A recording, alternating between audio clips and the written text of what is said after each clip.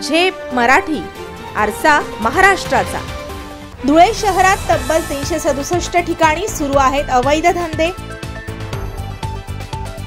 राष्ट्रवादी शरद पवार पक्षाच्या पदाधिकाऱ्यांनी केला गौप्यस्फोट। पत्रकार परिषदेत अवैध धंद्यांच्या ठिकाणांची यादीच केली जाहीर। धुळे शहरात तब्बल 367 ठिकाणी अवैध आणि 2 नंबरचे धंदे सुरू असल्याचा खळबळजनक आरोप राष्ट्रवादी काँग्रेस शरद पवार गटाचे शहर जिल्हाध्यक्ष रणजितराजे भोसले यांनी केला आहे। या अवैध धंद्यांमधून सुमारे 75 कोटी रुपयांची वार्षिक उलाढाल होत असून प्रशासनातील काही अधिकाऱ्यांचे वर्तन हे राजकीय प्रतिनिधीसारखे झाल्याने कारवाई होत नसल्याचा आरोप त्यांनी पत्रकार परिषदेत केला आहे। शहरातील वाढत्या अवैध धंद्यांमुळे कायदा आणि सुव्यवस्थेचा प्रश्न गंभीर झाला आहे।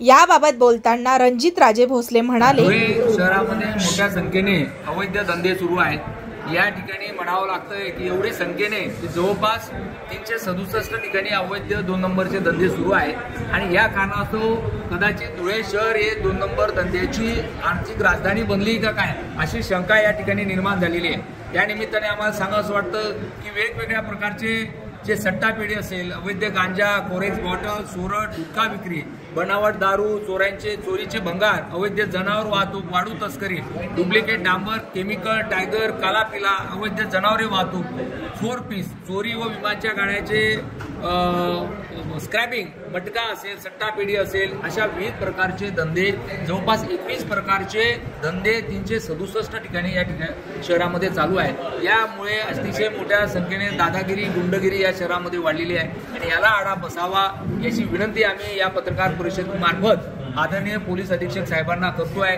मध्यंतरी आम्ही त्यांना पत्रव्यवहार केला, भेटून निवेदन पण दिलेले आहे, पण त्यांच्यावर कोणतीही कारवाई झालेली नाही। जर अवैध धंद्यांवर कारवाई झाली नाही तर कदाचित धुळे शहराच्या भवितव्यावर मोठा प्रश्न निर्माण होणार आहे। म्हणून पक्षाच्या वतीने, आमच्या सर्व पदाधिकाऱ्यांच्या वतीने आम्ही मागणी करतोय की पोलीस अधीक्षकांनी कडक कारवाई करावी, कॉम्बिंग ऑपरेशन करावं, या ठिकाणी जे हत्यारे ते जमा करावे। अन्यथा यांच्यावर जर कारवाई झाली नाही तर आम्ही पक्षाच्या शिष्टमंडळामार्फत लवकरच या राज्याचे मुख्यमंत्री तथा गृहमंत्री देवेंद्र फडणवीस यांची भेट घेऊन या जिल्ह्यातील सर्व अवैध धंद्यांची माहिती त्यांना सादर करणार। यावेळी रणजितराजे भोसले यांनी पत्रकार परिषदेत शहरातील अवैध धंद्यांची यादी सादर केली। तसेच हे सर्व बेकायदेशीर धंदे तात्काळ बंद करण्याची मागणीही त्यांनी प्रशासनाकडे केली आहे।